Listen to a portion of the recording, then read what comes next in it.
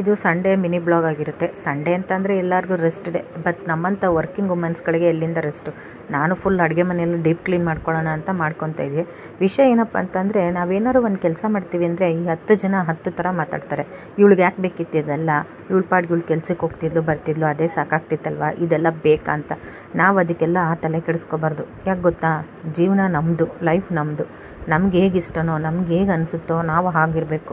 ಈಗ ಎಷ್ಟು ವರ್ಷ ಬದುಕ್ತೀವೋ ಇಲ್ವೋ ಗೊತ್ತಿಲ್ಲ, ಬಟ್ ನಮಗೇನು ಇಷ್ಟನೋ, ನಮಗೇನು ಸರಿ ಅನಿಸುತ್ತೋ, ನಮ್ಗೆ ಯಾವುದು ಖುಷಿ ಕೊಡುತ್ತೋ ಆ ವಿಷಯನ, ಆ ಕೆಲಸನ ನಾವು ಮಾಡ್ಕೊಂಡು ಹೋಗ್ತಾಯಿದ್ರೆ ತುಂಬ ಒಳ್ಳೆಯದು. ಯಾಕಂದ್ರೆ ನಾವು ಎಷ್ಟು ವರ್ಷ ಬದುಕ್ತೀವೋ ಜೀವನದಲ್ಲಿ ಗೊತ್ತಿಲ್ಲ. ನಮ್ಗೆ ಇಷ್ಟವಾದಂಗೆ ನಮಗೇನು ಸರಿ ಅನಿಸುತ್ತೋ ಹಾಗೆ ಬದುಕ್ತಾಯಿದ್ರೆ ಸರಿ. ಬೇರೆಯವ್ರನ್ನ ಮೆಚ್ಚಿಸ್ತಾ ಹೋಗ್ತಾಯಿದ್ರೆ ನಮ್ಮ ಒಳ್ಳೆ ದಿನಗಳನ್ನ, ನಮ್ಮ ಒಳ್ಳೆ ಆಯ್ಕೆಗಳನ್ನ ನಾವು ಕಳ್ಕೊಬೇಕಾಗುತ್ತೆ.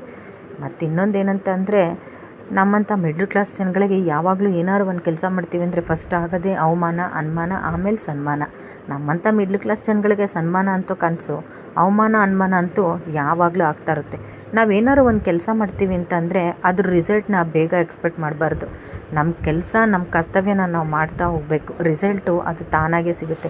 ಅದೇನೋ ಹೇಳ್ತಾರಲ್ಲ ದೊಡ್ಡವರು, ತಡವಾಗಿ ಸಿಕ್ಕಿದ್ರು ಹದವಾಗಿ ಸಿಗುತ್ತೆ ಅಂತ. ಹಾಗೆ ನಮ್ಮದೇನಿರುತ್ತೋ ಕೆಲಸ ನಾವು 100% ಆ ಕೆಲಸಕ್ಕೆ ಕೊಡ್ತಾಯಿದ್ರೆ ಅದು ಇವತ್ತಲ್ಲ ನಾಳೆ ಒಳ್ಳೆ ರಿಸಲ್ಟ್ ನಮಗೆ ಕೊಟ್ಟೇ ಕೊಡುತ್ತೆ. ಶ್ರೀಕೃಷ್ಣ ಪರಮಾತ್ಮನೇ ಹೇಳಿಲ್ವಾ, ನಿನ್ನ ಪ್ರಯತ್ನ ನೀನು ಮಾಡೋ ಫಲಾನುಫಲ ನನಗೆ ಬಿಡು ಅಂತ. ಹಾಗೆ ನಮ್ಮ ಪ್ರಯತ್ನ ಏನಿರುತ್ತೋ ನಾವು ಅದನ್ನು ಮಾಡ್ತಾನೆ ಇರಬೇಕು.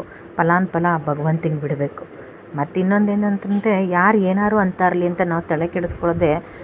ಏನಾರು ಕೆಲಸ ಮಾಡಬೇಕಾದ್ರೆ ಕ್ಯೂಡ್ರಾಗಿರ್ಬೇಕಂತೆ. ಆ ಕೆಲಸ ಆದಮೇಲೆ ನಾವು ಯಾವಾಗಲೂ ಮೂಗ್ರಾಗಿರ್ಬೇಕಂತೆ.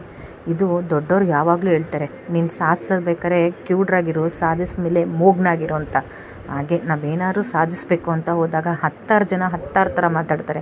ಅದಕ್ಕೆ ನಾವು ಯಾವುದೇ ಥರದ ತಲೆ ಕೊಡದೆ ನಮ್ಮ ಲೈಫು, ನಮ್ಮ ಜೀವನ ನಮ್ಗೆ ಹೇಗೆ ಅನಿಸುತ್ತೋ ಹಾಗೆ ನಾವು ಬದುಕೋದನ್ನ ಕಲ್ತ್ಕೋಬೇಕು.